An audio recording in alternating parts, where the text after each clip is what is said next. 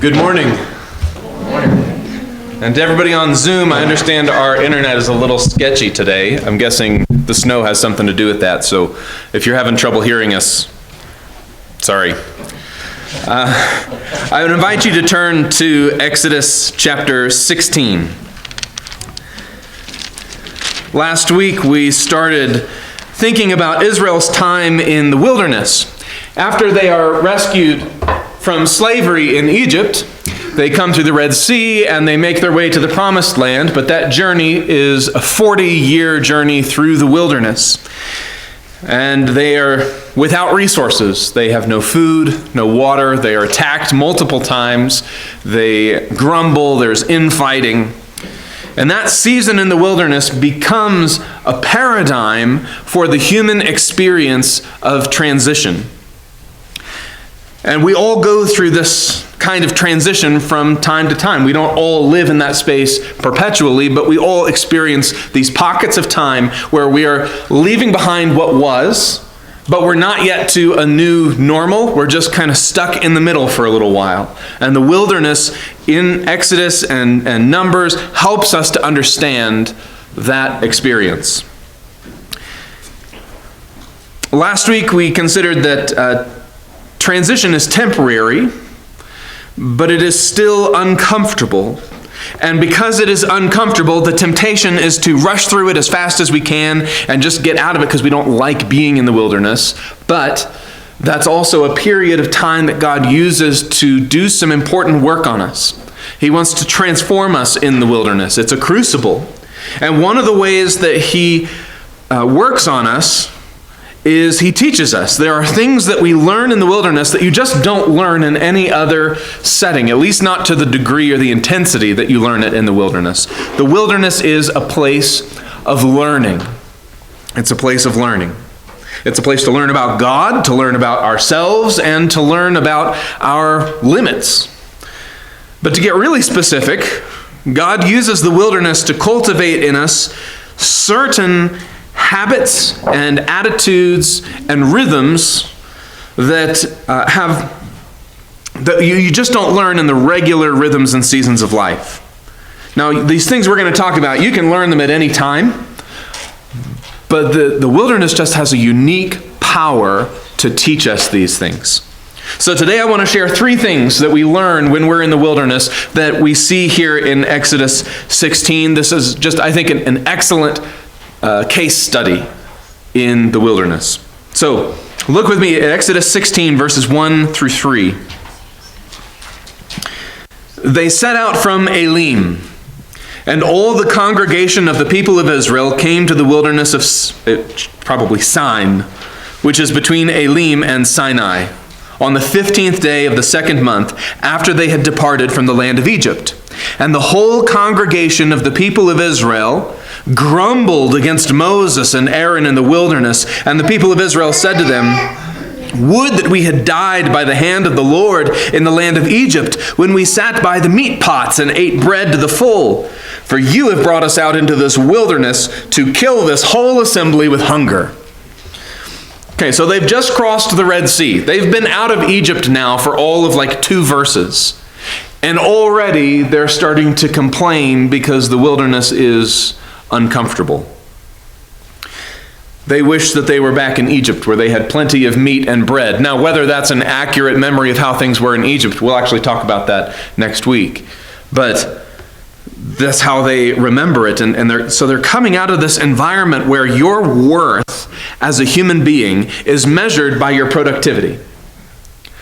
Your value as a human being is measured by how much work you're able to accomplish, how many bricks you can make in a day.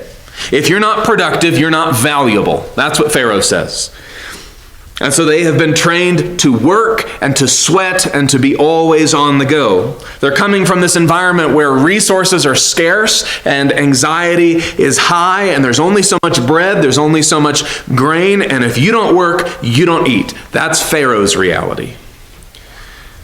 Nobody now in the wilderness has any bricks to make, though. Because the wilderness is a place with no fields. It's a place with no food. It's a place with no resources. And it's a place with no rat race to run. It's a place with no life-supporting, life-sustaining systems. But in their minds, slavery is preferable to freedom because at least slavery is known. The thought that's running through everybody's minds as they're now out in their freedom is, how on earth are we going to survive out here? At least we know how to survive in slavery. How are we going to survive out here? And so it's not so much that they're walking into the wilderness, it's more like they are backing into the wilderness with their eyes still fixed on Egypt. Oh, I wish we were back there. Because they know that the wilderness can't sustain life. Now, verse 4. Then the Lord, okay, this is going to be a long reading, so just bear with me. Then the Lord said to Moses, "Behold, I am about to rain bread from heaven for you, and the people shall go out and gather a day's portion every day, that I may test them whether they will walk in my law or not. On the 6th day, when they prepare what they bring in, it will be twice as much as they gather daily." So Moses and Aaron said to all the people of Israel, "At evening you shall know that it was the Lord who brought you out of the land of Egypt, and in the morning you shall see the glory of the Lord. Because he has heard your grumbling against the Lord, for what are we that you grumble against us?" And Moses said, "When the Lord gives you in the evening meat to eat, and in the morning bread to the full, because the Lord has heard your grumbling that you grumble against him, what are we? Your grumbling is not against us, but against the Lord." Then Moses said to Aaron, "Say to the whole congregation of the people of Israel, 'Come near before the Lord, for he has heard your grumbling.' And as soon as Aaron spoke to the whole congregation of the people of Israel, they looked toward the wilderness. And behold, the glory of the Lord appeared in the cloud. And the Lord said to Moses, 'I have heard the grumbling of the people of Israel. Say to them, at twilight you shall eat meat, and in the morning you shall be filled with bread. Then you shall know that I am the Lord your God.' In the evening, quail came up and covered the camp, and in the morning dew lay around the camp. And when the dew had gone up, there was on the face of the wilderness a fine flake-like thing, fine as frost on the ground. When the people of Israel saw it, they said to one another, 'Manhu, what is it?' For they did not know what it was. And Moses said to them, 'It is the bread that the Lord has given you to eat. This is what the Lord has commanded. Gather of it each one of you as much as he can eat. You shall each take an omer according to the number of the persons that each of you has in his tent.'" Okay, it's a long reading. So God hears the grumbling of the people about how they're going to die in the wilderness, and his response is to rain bread from heaven. So in the evening, there are quail so thick, like a flock of quail so thick that everybody has enough meat to eat. And in the morning, the ground is just covered in bread. Like, where did this come from? And it's not technically bread. It's the word for food is the same as the word for bread in Hebrew. But it's this what is it stuff. But it's something edible, and there it is. It's enough for everybody. And so they're supposed to gather, every household is to gather an omer per person. An omer is about 2 to 3 quarts. And so you can just imagine everybody goes out with their jars and they're just kind of scraping off the ground under these jars, and this is what they're going to eat for today. So they were grumbling because they know that the wilderness can't sustain life. They can't just work and make bread by their own sweat. But what they find here in the wilderness is that survival is possible, just not because of their sweat. Survival is possible because of God's generous and intimate intervention. There's still no rat race. There's still no way for them to provide for themselves, but God is going to provide for them. Every day there's going to be bread. It's not going to grow on trees, but it is literally just going to fall out of the sky. They're going to survive not because they worked hard enough, but because of God's generosity. So what they're going to learn over these 40 years is how to just trust that God is going to provide for them. They're going to have to learn how to say thank you. Because in Egypt, nobody says thank you for anything. You work for everything you have. But in the wilderness, you learn to be thankful. Egypt is a place of self-sufficiency, but the wilderness is a place of God dependency.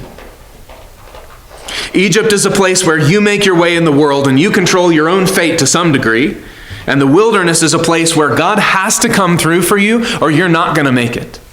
God has to come through or you're not going to make it. And so you have to learn how to trust. Now let's finish it up with another semi-long reading starting in verse 17. So they're supposed to go out and gather every day. And then in 17 it says, "And the people of Israel did so.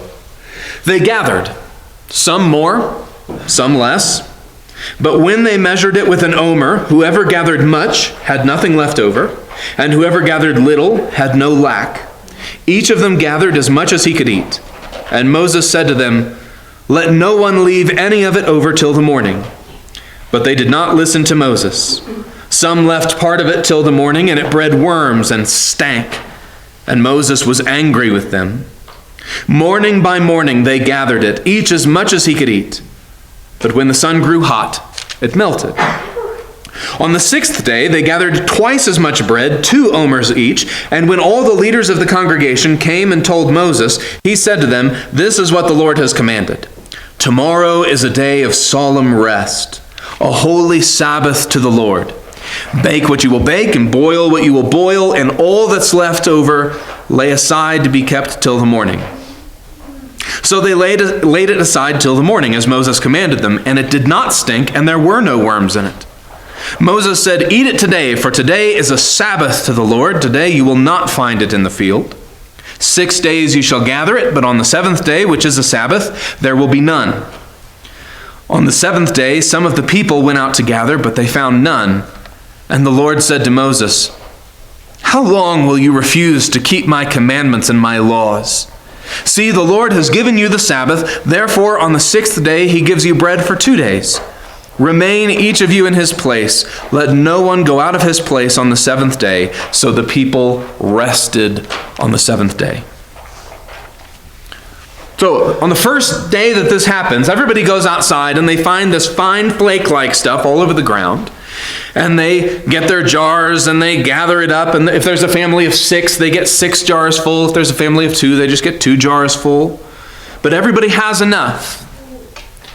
But there are some people who are nervous that tomorrow there's not going to be any bread. And so what I need to do is gather a little bit extra so that I'll have enough for tomorrow. But what happens if they gather more than they need for that day? It rots. It's filled with worms and it stinks. It goes bad. You can't live today off of yesterday's bread. Stockpiling bread isn't going to work in the wilderness. You have to have daily bread. And so the people learn rather quickly, it doesn't take very many days to figure this out, that there is going to be bread tomorrow. And if you ignore that, or if you don't want to trust that, then the bread that you gather, the extra, is just going to rot.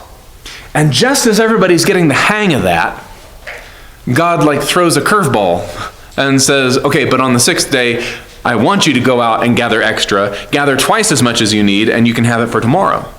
And there are some people in the crowd who say, yeah, I'm not doing that. Because it's going to stink if I try to do that. And so they go out in the morning and they find there is no bread. And I guess they're just hungry that day.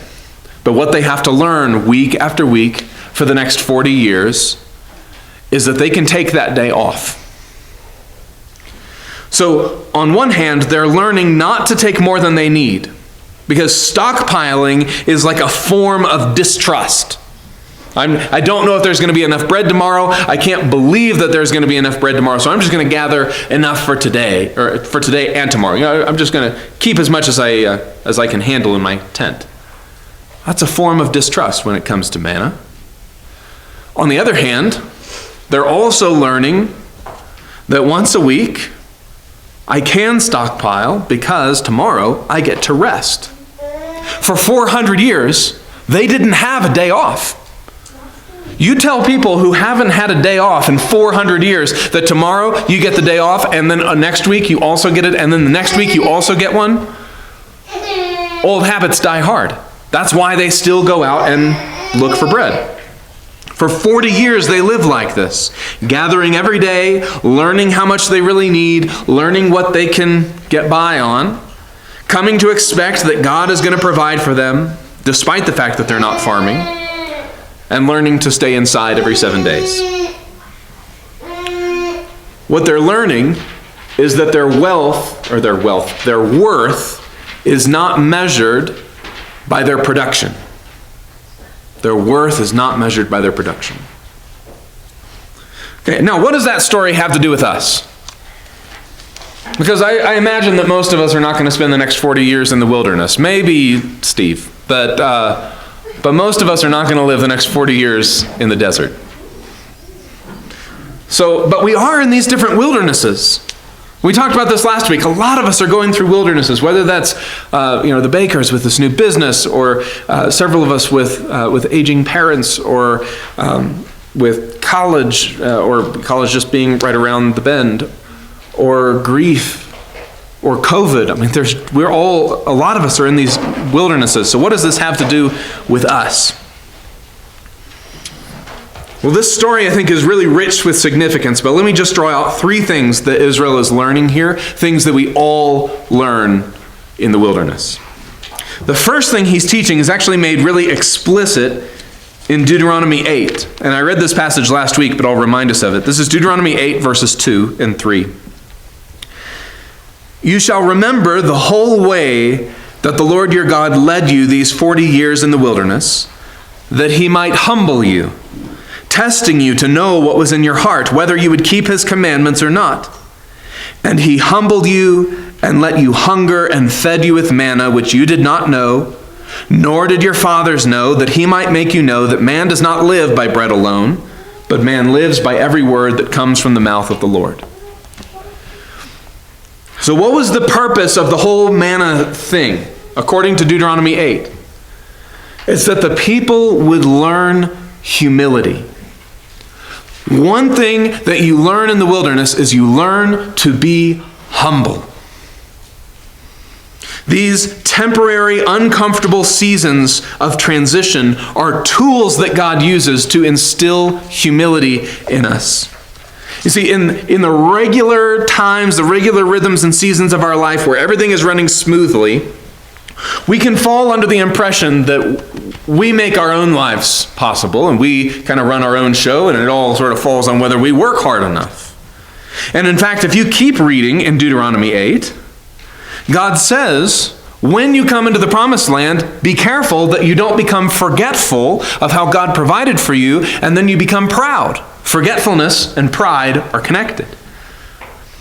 The wilderness is often a place where we come to the end of ourselves. We come to the end of our self-sufficiency.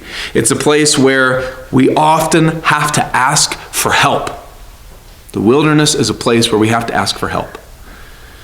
And it's where we realize we can't do it all. We're not the captain of our ship. We're not even the most important crew member on our own ship. If you think back on the times in your life where you are most humbled, you think about the times in your life where that smugness was wiped right off your face. Did it happen in a season of transition? I would imagine that it did. Last week I talked about college as a place of transition, and I have a niece in college. She just happened to tune in last week, and she confirmed, yes, college is absolutely a wilderness. College is a place where you learn humility. The senioritis of high school is miraculously cured when you are no longer the top dog and you are out in the wilderness of the real world. You come in as a know-it-all and you spend a few years learning how little you really know. And hopefully, if it's done right, you come away with not with a lot of answers, but just with better questions. And I realize not everybody goes to college, but that for those who do, that's a wilderness. You remember last year, it was right about this time when everything was starting to shut down, and we're thinking, okay, but we can't live without anything being open. There are some things that we absolutely need to have, like we need to have grocery stores, we need to have medical care. And so there was all this discussion about essential workers and non-essential workers. You remember all that debate. or conversation about that. All of a sudden, it wasn't the actors and the athletes that were being held up. The people who were getting a lot of praise were the grocery store workers and the nurses and people who were on the front lines. And for a lot of people, that was a very humbling experience. The wilderness is a place where we learn humility. And so many of us are in this wilderness of one kind or another. We're in some season of transition, and whatever wilderness you are going through, rest assured, one of the things that you are being taught is humility.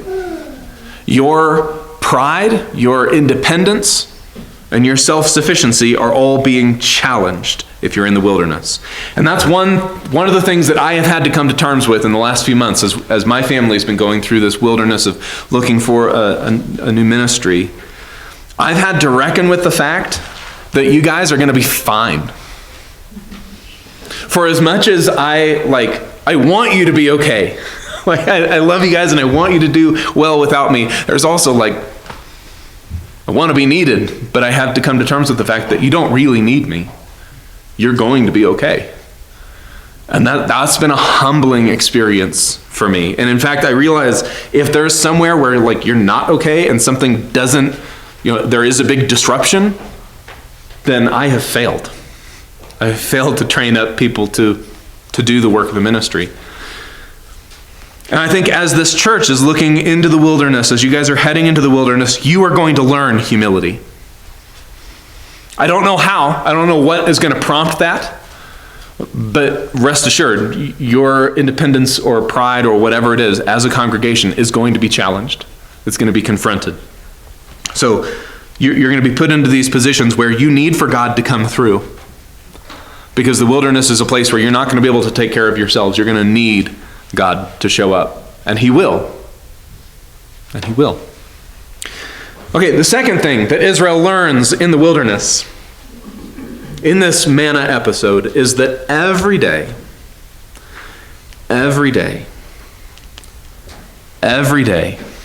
there is going to be bread.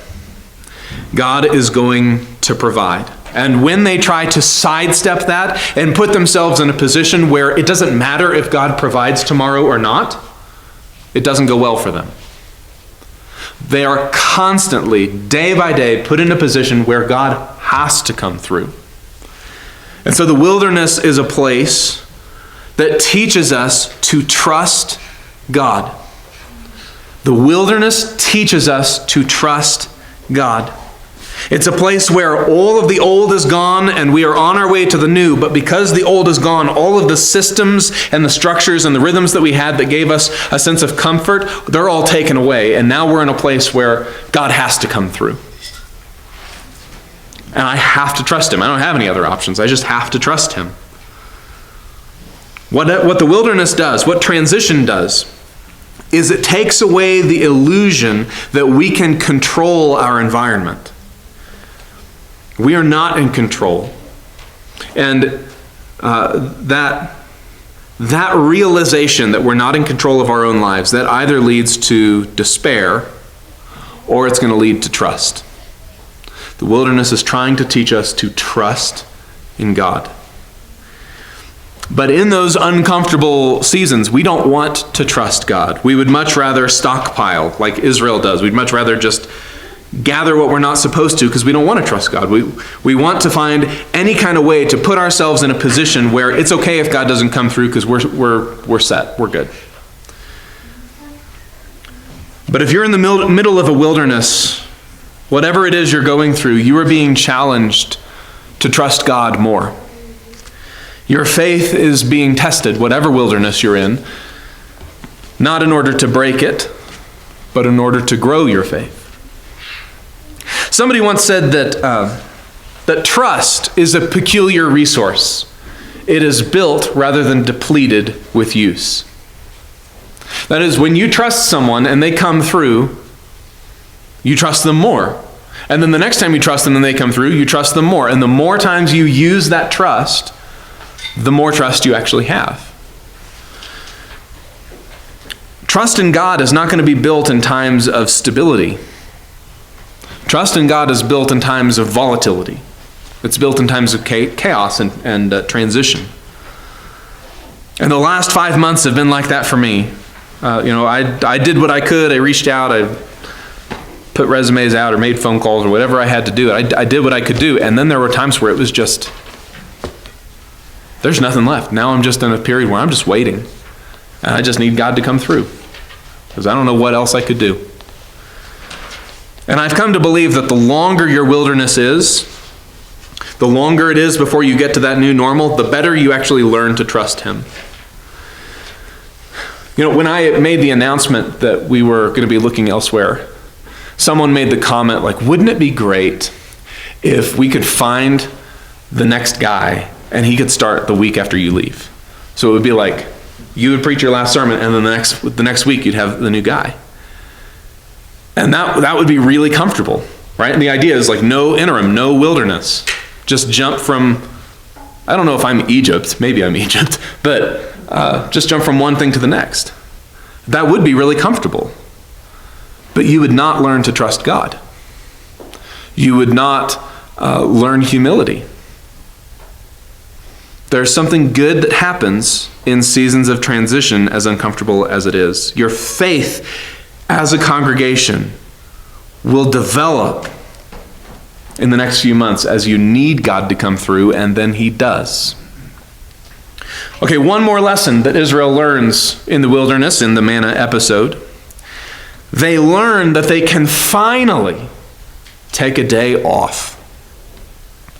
400 years of day after day after day, no days off, just brick after brick after brick after brick, no vacation time, no time to go play, no time to just go to the beach and frolic, none of that. It's just brick after brick after brick after brick. And so when God tells them that there's going to be no bread tomorrow, so make sure that you gather enough, that way you can just stay home. Well, some of them don't know how to handle that. And they get up in the morning anyway, and they go out because they're so accustomed to every day you get up and you go and you make it happen. So by withholding manna for one day, God is teaching them Sabbath. This is one thing that the wilderness teaches us. The wilderness teaches us to rest. I was not expecting that. The wilderness teaches us to rest. It's temporary, but you don't get to decide when it ends. And so it's just, the wilderness is just, it's going to be over when it's over. And in the meantime, all you can do is all you can do. And when you've done all you can do, then you just rest. You might expect that when you enter the wilderness, everything becomes really chaotic and frenzied, and you're going to spend more time being stressed and overworked. And sometimes that's the case, but a lot of the time, the exact opposite is actually true. That when you're in the wilderness, it's a time to rest and to gear up for the next era, the next phase. What the wilderness exposes to us is that we were already stressed out and we were already overworked. So I think about the pandemic. Now, when the pandemic hit, I realized for a lot of people the workload went up.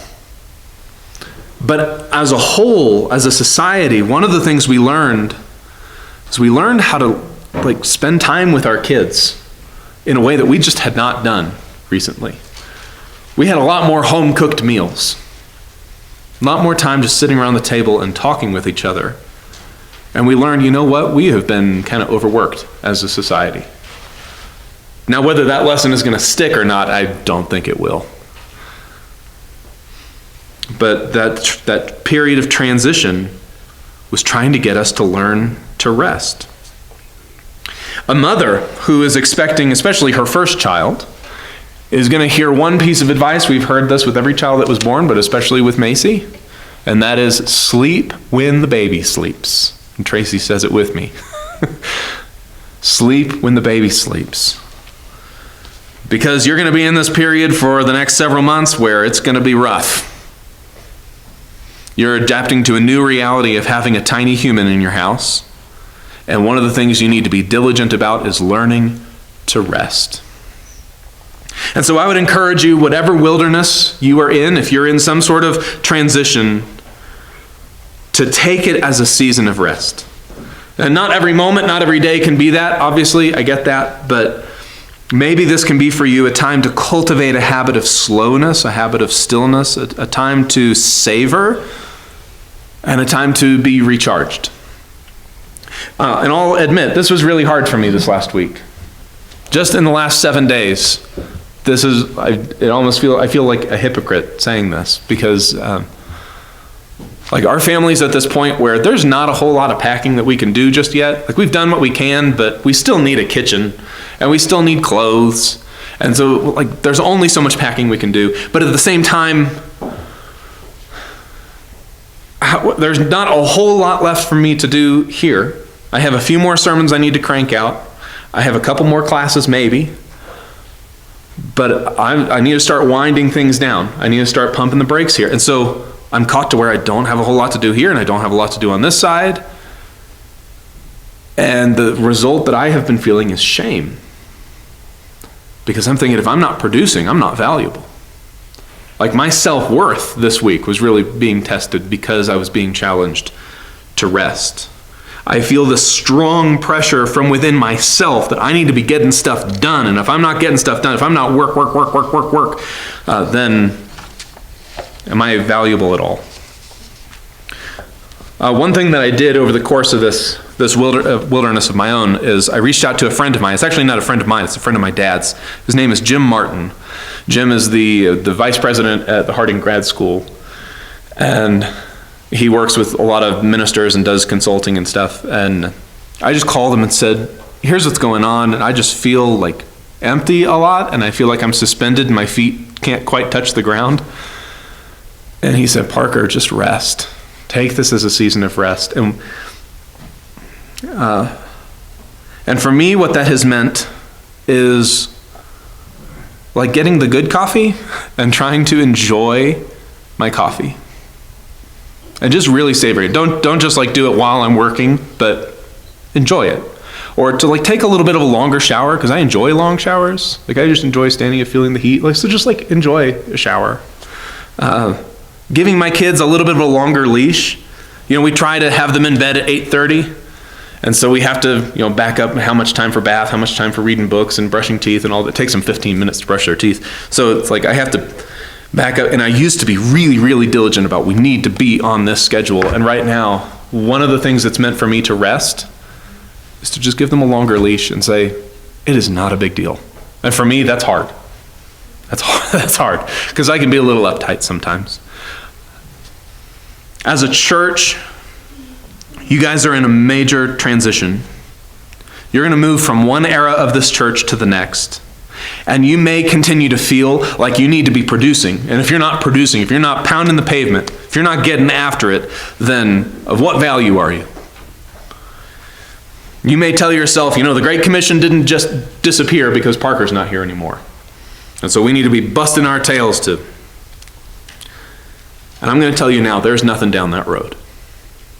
The same Jesus who says, go and make disciples, also says, come to me, ye who are weary and heavy laden, and I will give you rest.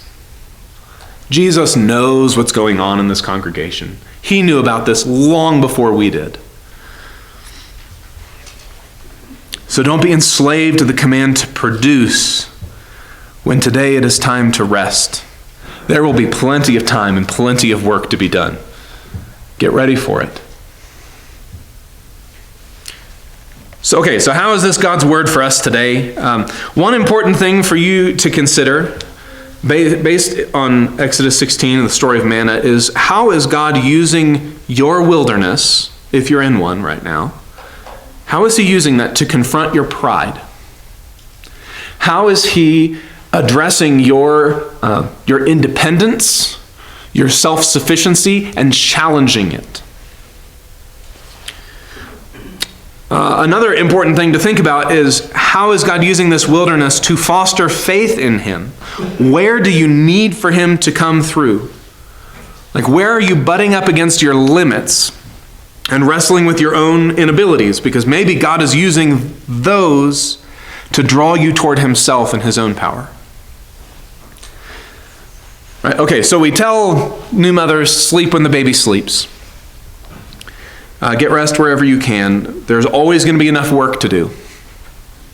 But you have to learn how to rest. Nobody has to learn how to work. What we have to learn to do is discipline ourselves to be still. And one of the things that Jim Martin told me when I was getting help from him was to make a list of things that were life-giving for me. Things that when I do them, they give me peace, they give me joy, they give me energy, things that sort of recharge my batteries. And things like really good coffee and long showers and snuggling with my kids and date night and fishing. And if you're in a wilderness, I would give you that same advice. Like, start making a list. You don't have to like sit down and do it, because I think that can be a little artificial, but maybe just, I have like a note on my phone that if I think of another one, I go back and I add it. And shoot for like 25 to 50 things that just give you peace and refill you and give you rest. And then try to do those maybe one a day. As a church, here's what I think it means for you to learn how to rest in the next few months. Here's how I would challenge you guys in my absence to rest. Okay, 3 things. First of all, eat together. As everything's being lifted and people are getting more and more vaccinated, I think there's going to be a lot more room for us to gather and eat and break bread together. I would love to hear a month or 2 from now that potlucks are back. And if they're not, man, rent out the park and go to the park and have yourselves a little picnic. But eat together. Go to dinner with each other. Have people over to your home and like break bread, because what I have learned in the last 10 years is something that fills our batteries as a church is when we eat together. Second thing I would encourage you to do is to serve together. When I think about the things that have energized this church and have sort of rested us up and gotten our whatever this is flowing, I don't know what this is called. It's been serving. It's been like swinging hammers together. It's going over to paint somebody's house. It's doing Christmas boxes. We said in December that it wasn't the right time to do Christmas boxes, so we punted, and we're going to do that in June or July. Don't forget, do it. Not just for the families that you'll be helping, but because that energizes this church. Don't forget to serve. And then third, sing together. One of the things that has brought life to us is when we sing, when we get together, and it's going to start getting warmer, not today, obviously, but it's getting warmer. Get together and sing. And just, at least for a while, do away with that phrase, does anybody know number, da-da-da-da-da, because invariably you have like one person singing and everybody else kind of mumbling along, and that's not energizing. Get together and sing songs that you all know, because that brings life to the church. Use this as a time to rest and to recharge and to bond, to be filled with life. The wilderness is uncomfortable, but that's because it's a crucible that God is using to transform us, and He is going to work on this church in this time of transition. He's going to teach us humility. He's going to teach us to have faith in Him, and He is going to teach us to rest. Okay, let me close this with prayer. God, we love you, and we know that you are the God of the wilderness, that you have not abandoned us when we don't see any way for us to make it forward, and we don't know how long we're going to be suspended with our feet not quite touching the ground. We know that that is a time that you use to work on us, that you are humbling us, that you are moving us toward yourself in faith, and that you are teaching us to be still and to just enjoy what you have made. So Lord, I pray that you would teach us these lessons, that you would teach them to us gently, but that you would teach them nonetheless. Help us to be humble in your sight. Help us to have faith in you. And help us to take seriously the call to rest. Lord, we pray for your blessing in the week ahead. I pray that you would go in front of us and that you would make our way level. And we ask this in the name of Jesus. Amen.